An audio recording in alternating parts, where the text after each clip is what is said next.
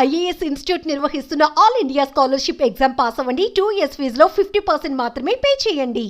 ఆస్తి కోసమో డబ్బు కోసమో తాను పోరాటం చేయడం లేదని మంచు మనోజ్ క్లారిటీ ఇచ్చాడు.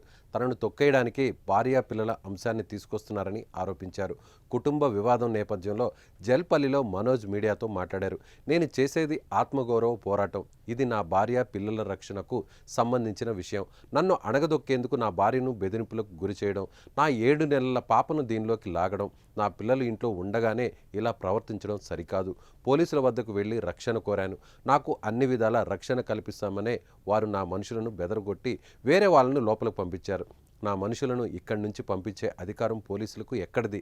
ఫిర్యాదు తీసుకున్న తర్వాత ఏకపక్షంగా ఎందుకు వ్యవహరిస్తున్నారు? నాకు మద్దతు కోసం ప్రపంచంలోని అందరినీ కలుస్తా అని మనోజ్ వ్యాఖ్యానించారు.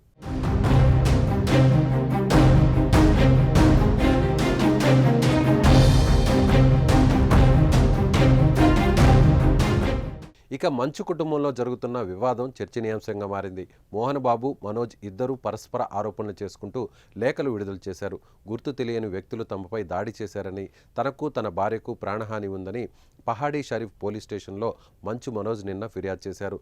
మరోవైపు మనోజ్తో తనకు ప్రాణహాని ఉందని మోహన్ బాబు లేఖ ద్వారా రాచకొండ కమిషనర్కు ఫిర్యాదు చేశారు. దీంతో మంచు మనోజ్, ఆయన భార్య మౌనికపై కేసు నమోదైంది. ఈ నేపథ్యంలో ఇంటి నుంచి భార్యతో పాటు మనోజ్ బయటకు వచ్చారు. నేను ఆస్తి కోసమో డబ్బు కోసమో ఈ పోరాటం చేయట్లేదు. ఎందుకంటే ఇది పోరాటం కూడా కాదు, ఇది ఆత్మగౌరవానికి సంబంధించింది, నా భార్య పిల్లల సేఫ్టీకి సంబంధించింది.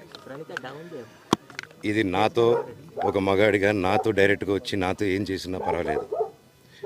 నా భార్య పేరు ఇంక్లూడ్ చేయడం, నన్ను తొక్కేదానికి, నా 7 నెలల పాపని ఇంక్లూడ్ చేయడం, నా బిడ్డల ఇంట్లో ఉండగానే అలా బిహేవ్ చేయడం కరెక్ట్ కాదు. ఈరోజు పోలీస్ దగ్గరికి నేను వెళ్ళి ప్రొటెక్షన్ అడిగాను. నేను మొన్న వచ్చి అడిగినప్పుడు మీకు అన్ని ఎవిడెన్స్లు ఇస్తాను.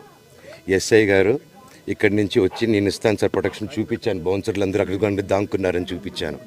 అది కొంచెం చూసి ఓకే సార్ మీరు ధైర్యంగా ఉండండి, మేము ఎక్కడికి వెళ్ళట్లేదని చెప్పి మాట్లాడి పారిపోయారు. ఇప్పుడు కానిస్టేబుల్స్ వచ్చి అందరూ నా మనుషులందరినీ భయపించి ఇప్పుడు వాళ్ళ పేర్లు తీసుకొని బెదరగొట్టి మా మనుషులు పంపించేసి వేరే బాడీ గార్డ్ లోపల పంపించున్నారు సార్. ఫస్ట్ డిపార్ట్మెంట్ ఎందుకు వన్ సైడ్ తీసుకుంటున్నారు? కంప్లైంట్ తీసుకున్న తర్వాత వాళ్ళకి ఏ అధికారం ఉంది? నా ప్రొటెక్ట్ చేసే మనుషుల్ని పంపించేదానికి అధికారం ఏముంది? ప్రపంచంలో నా అందరినీ కలుస్తాను సార్, బయలుదేరు.